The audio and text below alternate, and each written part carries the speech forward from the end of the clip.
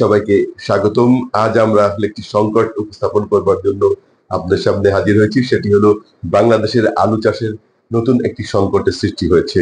চাহিদার চেয়ে প্রায় 40 লাখ মেট্রিক টন আলু এবছর উৎপাদন হয়েছে। যদিও মূলত গত বছর নভেম্বর মাসের দিকে আলুর দাম ছিল 60 থেকে 75 টাকা কেজি, যে কারণে আলু চাষে আগ্রহ তৈরি হয়েছিল কৃষকদের। আর এত বেশি ফলন হয়েছে যে বাম্পার ফলনের কারণে এখন আলু উদ্বৃত্ত রয়ে গেছে প্রায় 25 থেকে 30 লাখ মেট্রিক টন।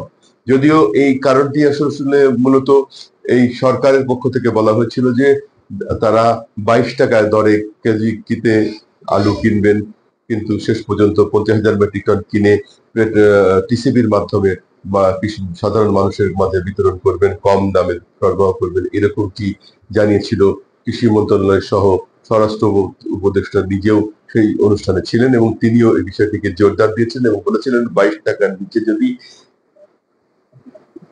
হিমাগার এলাকায় কোনো কৃষক বা কোনো ব্যবসায়ী আলু বিক্রি করে তবে তার বিরুদ্ধে মামলা করা হবে। এবং তার পরিপ্রেক্ষিতে কিন্তু সাধারণ ব্যবসায়ী, সাধারণ কৃষকরা যারা রয়েছেন তারা কিন্তু ক্ষতিগ্রস্ত হচ্ছেন, তারা আলু বিক্রি করতে পারেননি। ফলে এখন আলু 8 থেকে 11 টাকার মধ্যে কেজিতে বিক্রি করতে হচ্ছে, যাতে প্রতি কেজিতে 20 টাকা দরে ক্ষতিগ্রস্ত হচ্ছেন কৃষকরা। যে কৃষক 1000 টন আলু উৎপাদন করেছেন সে কৃষকের এখন জানের জ্বালা হয়ে দাঁড়িয়েছে, কারণ তার প্রায় 20,000 মানে 20 থেকে প্রায় 2 কোটি বা 20 লাখ থেকে 2 কোটি টাকা পর্যন্ত ক্ষতির শিকার হতে হচ্ছে।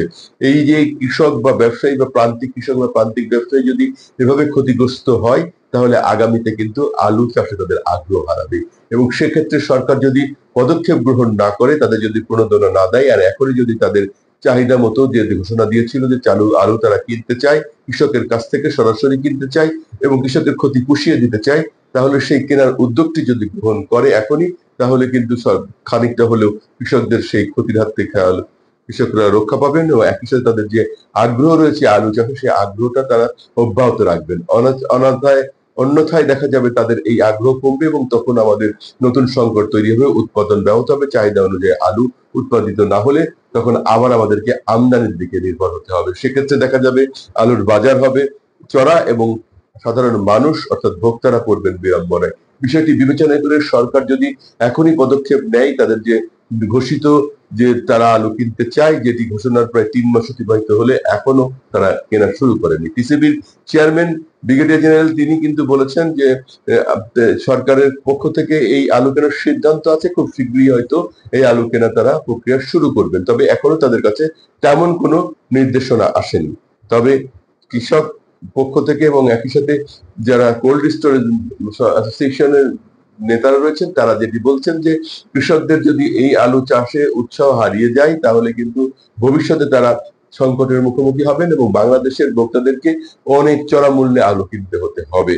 এই জন্য তারা বলেছেন যে এখনই সরকার ঘোষিত যে আলু কেনার প্রক্রিয়াটি সেটি শুরু করলে এবং একই সাথে যদি কিছু প্রণোদনা দেওয়ার উদ্যোগ নেওয়া হয় কৃষকের, তাহলে কৃষকের যে ক্ষতিটা হচ্ছে সেটি ভর্তুকি আকারে সরকার যদি সহায়তা করে তাহলে তাদের সেই ক্ষতি পুষিয়ে গেলে তারা নিশ্চয়ই আলু চাষের আগ্রহতে থাকবেন এবং আলু চাষের মাধ্যমে দেশের যে আমাদের খাদ্যের যে চাহিদা পূরণ করা হচ্ছে সেটি তারা অব্যাহত রাখবেন। নিশ্চয়ই সরকার বিষয়টি বিবেচনা করবেন এবং সে প্রত্যাশা তো আমাদের থাকছে। এবং আগামী পর্বে আমরা যেটি বলতে চাই, আলুর এই সংকট রক্ষায় সরকার যেন অবশ্যই পদক্ষেপ গ্রহণ করে এবং সরকার ঘোষিত যে কৃষকদের কাছ থেকে আলু কেনার যে প্রক্রিয়া সেটিও যেন তারা শুরু করেন এবং খুব দ্রুত শুরু করেন। কারণ এই অক্টোবর পরে যে নভেম্বর চলছে, চলতি নভেম্বর শুরু হয়েছে, এই নভেম্বর থেকেই কিন্তু কৃষকদের আবার আলু চাষের দিকে যাবেন এবং আগামী 20-22 দিনের মধ্যে কিন্তু একটি আলু উঠে আসবে, নতুন আলু, তখন কিন্তু পুরাতন আলু বিক্রি আবার সংকট হয়ে দাঁড়াবে। ফলে এখন যে ক্ষতির শিকার হচ্ছেন কৃষকরা, যে সরকার বেঁধে দেওয়া 22 টাকা দামের জায়গায় মাত্র 9 টাকা বা 11 টাকা দরে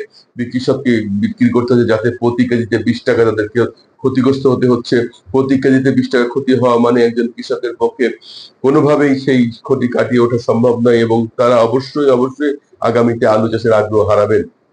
আর যে সংকটটি রয়েছে সেটি হলো 25 থেকে 30 লাখ মেট্রিক টন আলু রয়েছে কোল্ড স্টোরেজে, যে কোল্ড স্টোরেজে ভাড়ার ব্যাপার আছে, একই সাথে ইলেকট্রিসিটির ব্যাপার আছে, অনেকগুলো বিষয়ের সাথে জড়িত। এই জন্য সরকার যদি একটু উদ্যোগ গ্রহণ করে তাদের যে চাহিদা যেটি ছিল, যাদের যে ঘোষণা যেটি ছিল সেই ঘোষণাটি বাস্তবায়ন করে, তাতেও কৃষক এবং ব্যবসায়ী খানিকটা হলেও রক্ষা পায় বলে ব্যবসায়ী এবং কৃষকরা মনে করছেন। এবং পর্যবেক্ষক মহল যেটি বলছেন যে সরকার ইতিপূর্বে কৃষি মন্ত্রণালয়ের পক্ষ থেকে একটি প্রণোদনা দেবার জন্য আলু চাষীদের ঘোষণা দিয়েছিল, সেই ঘোষণার আলোকে তারা যে প্রণোদনা চাচ্ছে, যদিও প্রণোদনা কোন প্রক্রিয়া হবে সেটি তারা দাবি করেনি, তবে পোল্ট্রি অ্যাসোসিয়েশনের পক্ষ থেকে আবেদন করে বলা হয়েছে যে তারা একটি এই ক্ষতিপূরণের জন্য অবশ্যই প্রণোদনা দিয়ে কৃষি মন্ত্রণালয় যেন তাদেরকে সহযোগিতা করে সেটি তারা দাবি জানিয়েছে। নিশ্চয়ই এই বিষয়গুলো বিবেচনা করে সরকার তেমন পদক্ষেপ নেবেন যাতে কৃষকরা রক্ষা পায়, ব্যবসায়ীরা রক্ষা পায়, যাতে তারা এমন ভাবে সর্বশান্ত না হন যাতে তাদের ব্যবসা গুটিয়ে যায় এবং কৃষকরা সর্বশান্ত হয়ে পথে না বসেন, তাদের সকল হারিয়ে সম্পদ হারিয়ে যেন পথে বসতে না হয়, সে বিষয়টি অবশ্যই বিবেচনায় নেবেন, সেই প্রত্যাশা আমাদের। এবিসি ব্যবসা বাণিজ্য বা এবিসি বিজনেসের পক্ষ থেকে আজ এই পর্যন্ত। আগামী পর্ব দেখার আমন্ত্রণ জানিয়ে এখানে শেষ করছি। আল্লাহ হাফেজ।